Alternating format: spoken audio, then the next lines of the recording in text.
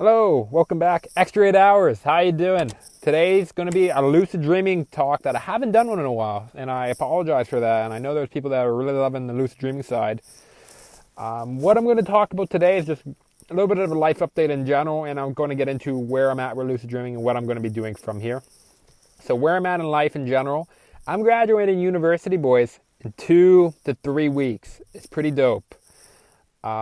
First, I would like to give a little talk on university, my experience with university at least. And if you were considering going to university, I want to warn you. I want to be some beacon for you.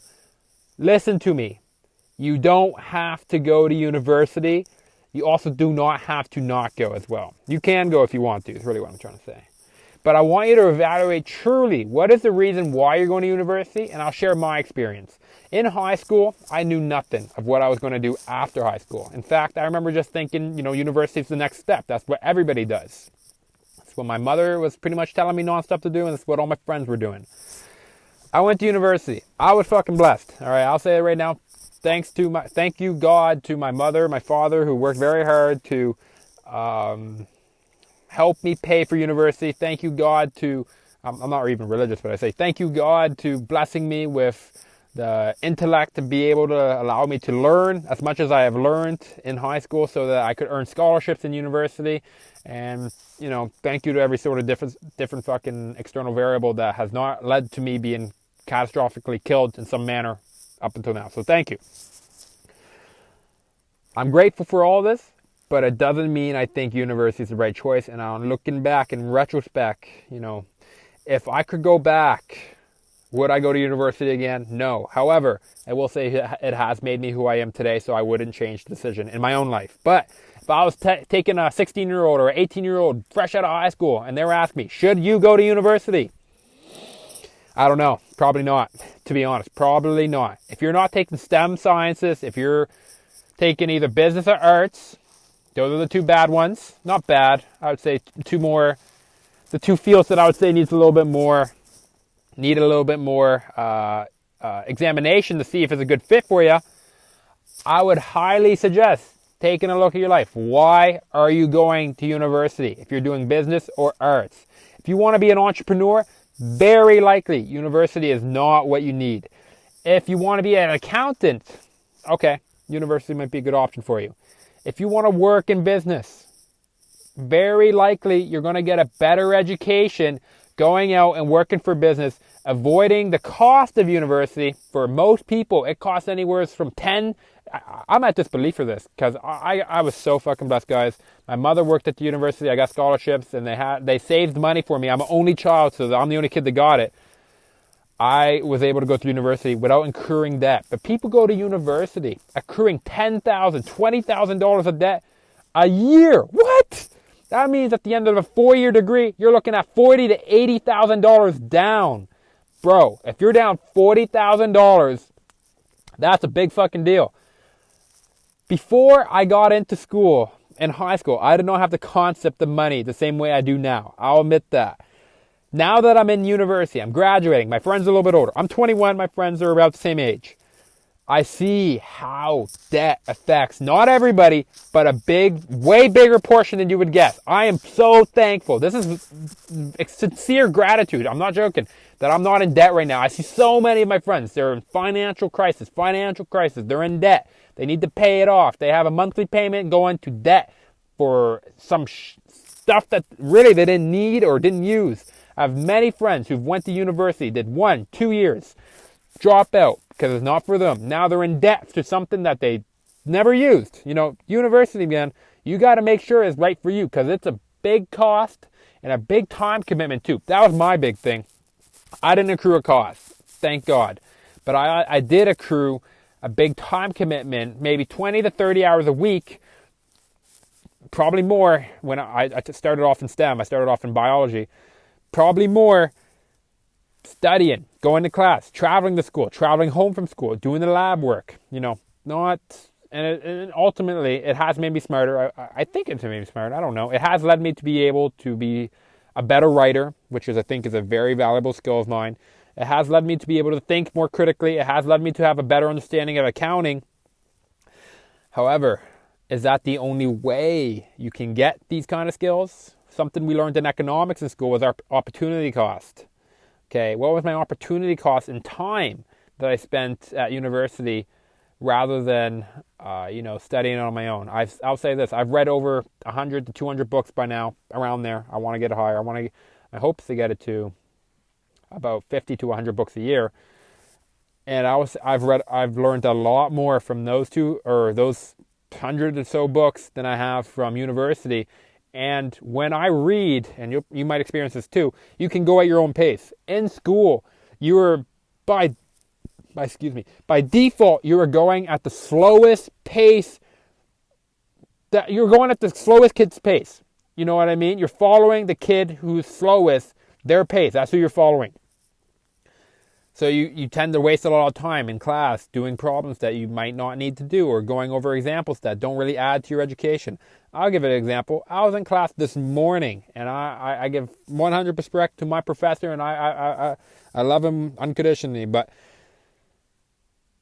bro, this was an hour 15. I look at each class I look at and say, I spent about $50 on this class. If you work out my tuition, at least, over how many classes you get, probably a lot more for most of you. If you're international, you're probably looking at somewhere closer to $200 on that class. And what did I get out of that 1 hour? Nothing. Bro, we didn't cover nothing. It's a disappointment, honestly. However, look on the bright side. You do get a lot of other things. Long story short there, if you don't want to go to university, don't go. Now, back to lucid dreaming. That was a very long side tangent. The reason why I haven't been posting as much lucid dreaming content is because I haven't been lucid dreaming. I haven't been dreaming at all. And there's a couple reasons for that. And I'm going to get back into it starting, yesterday. But the reasons why I haven't been doing it was, number one, I've been smoking weed. Now, here's a little bit of a lucid dreaming talk for you right now. Weed affects your sleep cycle. Okay, when you go to sleep, you pass through, I don't know, I think it's 4 or 5 sleep cycles. You go through light sleep, you go through deep sleep, you go through REM sleep. Those are the 3 basic ones, and you can separate those into 4 different categories if you want. When you smoke weed, what it does is it inhibits your REM sleep. That's your dream state of sleep. That's the stage of sleep where you're dreaming. When you smoke weed, you don't dream as much because that cycle is cut down. For example, an average sleep cycle lasts about 90 minutes, and you might have anywhere from 10 to 45 minutes of dream time in one sleep cycle. When you smoke weed, that dream time gets reduced. It might go, say, from instead of 10 to 45 to 2 to 15, something like that. That's why I haven't been lucid dreaming or dreaming. Further, I want to say weed. Guys, if you're smoking weed or if you're considering picking up weed, it's very hard for me to recommend it. However, I do understand not everybody's circumstance is the same. If you're smoking weed because of the simple fact that your friends are, that's what got me. I got hit with social proof. That was the bias of my mind that took me down. If you're smoking weed because you're with people who are smoking weed and these are your friends and they're pressuring you, very common for some reason among people to pressure others to do drugs, whether it's alcohol or weed or anything. They're pressuring you, bro. You got to get new friends. That's it. Your life, you live your life to the degree, to the people that surround you. There's a common quote. You are the combination. I don't know the word. You're the combination of the 5 closest friends that you have. I believe that to be true. The 5 closest friends you have are going to make up who you are. Show me your friends and I'll show you your destiny. Your friends are forcing you to do things you don't want to do, or not even forcing you, because technically they're not, because you make your decisions. But if they're leading you astray to do things such as smoke weed, hang out and do nothing, waste your time on activities that you don't want to do, man, I highly suggest fixing your friend group. No successful... I challenge anybody, if anybody's listening to this, I challenge you. Look for a successful person who says, your friends don't matter. Your friends don't matter. They don't affect whether or not you become successful. I challenge you to find somebody like that, because what I think you'll actually find is many successful people will tell you, if your friends are losers, you're going to be a loser, bro. You got to get new friends. That's a fact.